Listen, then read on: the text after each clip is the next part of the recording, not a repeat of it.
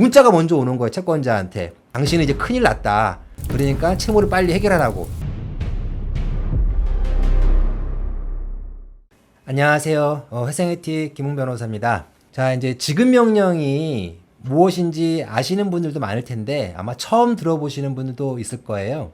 지급 명령은 채무자가 한동안 돈을 못 갚으면 채권자들이 법원에 신청하는 겁니다. 지급 명령이라는 것을.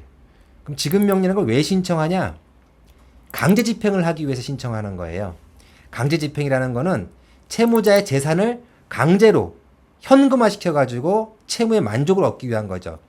근데 이런 강제 집행이라는 거를 이 법치주의 국가에서는 채권자가 임의로 자기가 직접 할 수는 없습니다. 법원을 통해서 해야 되는 거예요. 강제 집행을 하려면. 법원에 강제 집행 신청하기 전에 먼저 이 사람이 채권자인 걸 갖다가 먼저 확인해야 되겠죠. 채권자인 걸 먼저 확인하기 위해서는 소송을 해야 되는 거. 원래는 피고는 원고에게 얼마를 지급하라 라는 어떤 청구 취지를 가지고서 뭐 대여금 청구에 소송을 해야 되는데 이 소송에는 비용과 시간이 많이 드니까 그 소송을 간단하게 하기 위해서 소송의 효과와 동일한 효과를 만들어내기 위한 게 지급명령입니다. 이 지급명령은 소송의 결과와 동일한 효과를 갖고 있지만 아주 비용과 시간이 굉장히 적게 들어요.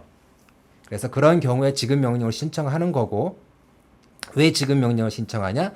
채무자에 대해서 법원을 통한 강제 집행을 하기 위해서. 그래서 지급명령에 이제 채권자가 법원에 지급명령을 신청을 해요. 그러면 그게 채무자에게 우편으로 송달이 갑니다. 그래서 채무자가 그것을 우체부로부터 받은 다음에 등기 우편으로 받은 다음에 2주 이내에 이의 신청을 하지 않으면 지급명령이 확정이 돼요. 이제 확정이 되면 이제부터 채권자는 법원에 강제 집행을 신청할 수 있는 단계가 되는 겁니다. 오늘은 바로 이 지급명령에 대해서 지급명령이 확정되는 것을 늦추는 거예요. 채무자분들이 나중에 개인회생을 신청하거나 개인 워크아웃을 신청하거나 아직 결심이 서지 않았어. 또는 개인 워크아웃을 신청하려면 3개월 정도 연체가 있어야 돼. 근데 그 연체가 3개월 동안 연체되는 동안에 강제 집행을 받는 것이 싫습니다. 그래서 강제 집행이 되는 걸 연기시키려고 하는 거예요.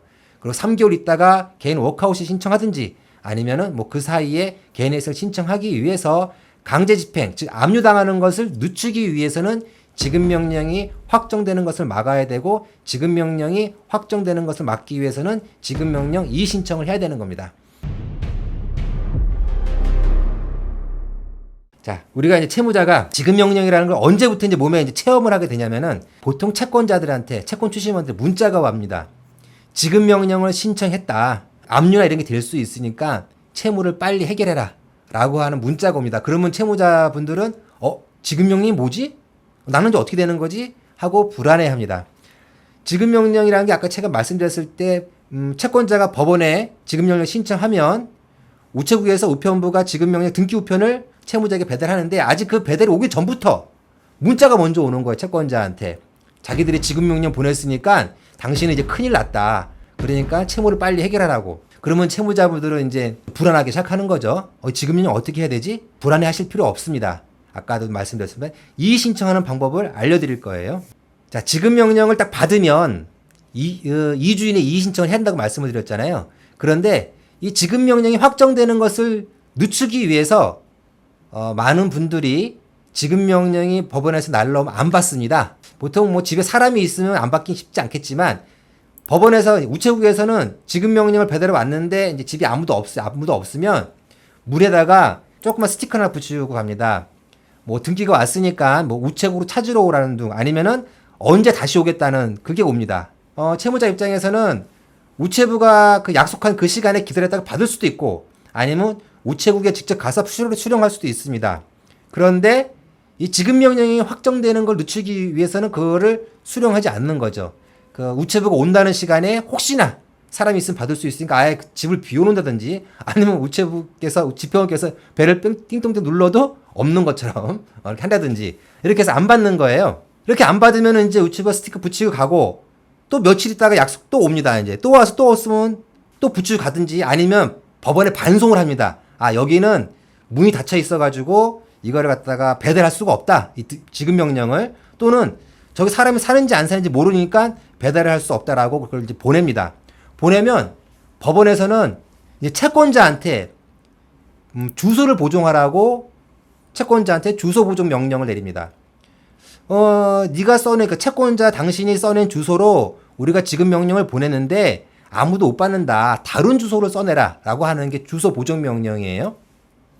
이 주소 보존 명령이 이제 채권자한테 가면 채권자는 그 주소에 산다는 게 있으면 특별 송달 신청을 합니다. 특별 송달 신청은 이 집배원이 배달하러 가는 게 아니라 법원에 있는 집행관, 보통 집행관들은 유체동산 압류라든지 힘쓰는 일을 할 때 일하는 사람들 집행관님이 있는데 이 집행관님들이 지급 명령을 직접 들고 밤에 혹은 주말에 직접 들고 이제 채무자를 찾아갑니다. 그래서 그래도 채무자가 수령을 안 해.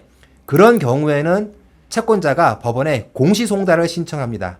공시송달이라는 것은 도저히 이 송달이 안 되니까 송달한 걸로 간주해달라라는 걸로 합니다. 그래서 법원에서 이제 그럼 공시송달 결정을 하면 그 공시송달 결정 공고를 한 날로부터 2주가 지나면 도달한 걸로 간주가 됩니다. 받은 걸로 보는 거예요. 그냥 채무자가. 법원의 그것은 그 홈페이지에 무슨 게시판이 있어요. 게시판에서 거기다가 이제 공시송달 공고를 딱 내리는 겁니다. 물론 이제 게시판을 맨날 보는 사람들은 이런 게 공시가 되고 있구나 알고 있지만 채무자분들은 모르죠. 모르는 상태에서 2주가 지나면 받은 걸로 간주가 되고 받은 걸로 간주가 되면 받은 날로부터 2주 이내 이의신청을 하지 않으면 그 지급 명령은 확정되는 거예요.